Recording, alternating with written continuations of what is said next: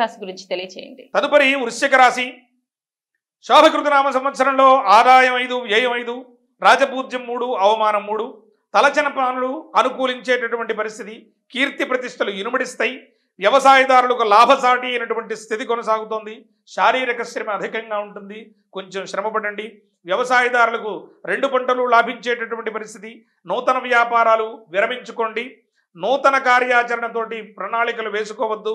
నటీనట గాయక వర్గాల వాళ్లకు మంచి గుర్తింపు ఉంటుంది. సమాజంలో ఔషధ సేవ తప్పకపోవచ్చు. వృశ్చిక రాశి వారికి వాహనాలతో కొంచెం జాగ్రత్త వహించండి. గృహ వాతావరణం అంతా కూడా ఆనందకరంగా ఉంటుంది. జ్యేష్ఠ నక్షత్రం వారికి, వృశ్చిక రాశిలో జ్యేష్ఠ నక్షత్రం 4 పాదాల వారికి ఖచ్చితంగా ఈ సంవత్సరంలో వివాహ యోగ్యకర కాలమని సూచించవచ్చు. అదృష్ట సంఖ్య 9. ఆంజనేయ ఆరాధన చేయడం వలన వృశ్చిక రాశి వారికి చాలా జీవితంలో పురోగామిత్వం ఉంటుంది.